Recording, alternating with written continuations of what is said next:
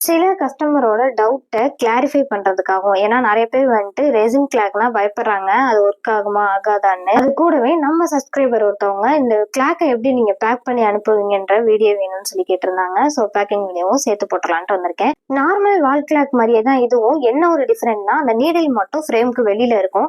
நம்ம நார்மலா யூஸ் பண்ற கிளாக்ல பாத்தீங்கன்னா நீடில் ஃப்ரேம்குள்ள இருக்கும்.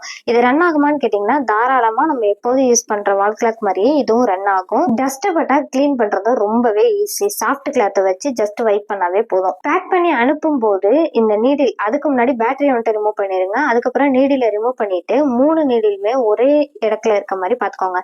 நான் வச்சிருக்கேன் இல்லையா, இதே மாதிரி வச்சுட்டு ஒன்னோட ஒன்னும் ஒட்டிடக்கூடாது, டச் பண்ணிடக்கூடாது. ஏன்னா அகைன் கஸ்டமர் பேட்டரி போடும்போது அவங்களுக்கு வாட்ச் ரன் ஆகாது. அதுக்கப்புறம் நம்ம இந்த நீடிலுக்கு மேல ப்ரொடக்டர் யூஸ் பண்ணணும். நீடில் ப்ரொடக்டர் தனியா விக்குது, நான் லிங்க்கும் டேக் பண்றேன், வேணுங்கிறவங்க வாங்கிக்கோங்க. இதை நார்மலா பிளேஸ் பண்ணிட்டு விடாம பேக் சைடு இந்த மாதிரி செலை டைப் கண்டிப்பா ஒட்டிருங்க. அவ்வளவுதான். இப்ப கிளாக் ஹேண்ட், அதாவது நீடில் வந்துட்டு சேஃப் ஆயிடுச்சு. இப்ப நம்ம ரெசின் கிளாக் இருக்கு இல்லையா, அதை வந்துட்டு நம்ம ப்ரொடெக்ட் பண்றதுக்கு பபிள் கவர் வச்சு நல்லா கவர் பண்ணி பேக் பண்ணிட்டு கண்டிப்பா கார்ட்போர்ட் பாக்ஸ் அட்டைப்பெட்டி போடுங்க. பாக்ஸ் இல்லைன்னா தர்மக்கோலாவது யூஸ் பண்ணுங்க. ஏன்னா கஷ்டப்பட்டு பண்ணது கொரியர்ல ஸ்பாயில் ஆயிடக்கூடாது.